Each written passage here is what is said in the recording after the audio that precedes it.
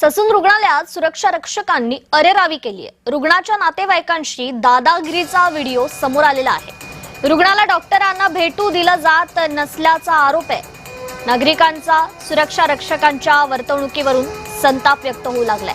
आमचा पेशंट दगावलाय असं सांगूनही सुरक्षा रक्षक रुग्णाच्या नातेवाईकांना आत सोडत नसल्याचा आरोप आहे।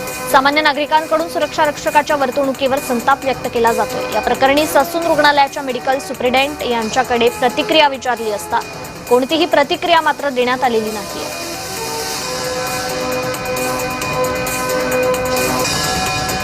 सर नीट भाषा नको करू, जरा निघायची भाषा करू नको। फुगिरी आहे ना, फुगिरी तू आहे ना हॉस्पिटल मध्ये, सरकारी हॉस्पिटल। इमर्जन्सीचा अर्थ काय? कुठेतरी इमर्जन्सी घटना घडलेली आहे त्याच्यासाठी आलोय आम्ही। तो आरक्षकाची भाषा करणार आणि तो दादागिरीची भाषा घेणार। मारायला येतोय?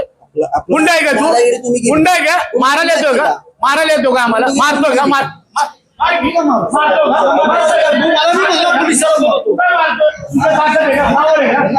मला 40 नंबरचा अर्थ काय सांगा?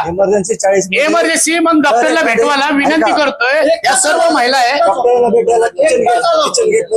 साहेब। डॉक्टर सीएमओ कुठं बसतो? सीएमओ कुठं बसतो? आरएमओ कुठं बसतात? आरएमओ सर कुठं बसतात? एकटा होता, कॅमेरामध्ये बघा, एकटा माणूस होता। आरएमओ ला भेटण्यासाठी याची आरतुरीची भाषा करतोय। हे गुंड आहे का? रिव्हॉल्वर आला का? मारतोय का? गोळी मारतोय का? तेव्हा तर रिव्हॉल्वर नव्हता तो। मारतोय का? तुम्हाला पावर दिलं का मारण्यासाठी? इमर्जन्सी अरे दाढी बंद कर, मारतोय का? ठीक होतो का? मार मला, मार। बस मी इथं बसतोय। मारतोय का? माझ्या घरामध्ये। या घटनेसंदर्भात अधिक जाणून घेऊयात। आपले प्रतिनिधी आदित्य भवर आपल्याशी जोडले गेलेले आहेत। आदित्य, खरं तर गंभीर अशा प्रकाराचा हा व्हिडिओ समोर आलेला आहे। ससूनच्या सुरक्षा खरं तर रक्षकांचा हा व्हिडिओ समोर आलाय। अधिकची अपडेट काय या संदर्भात?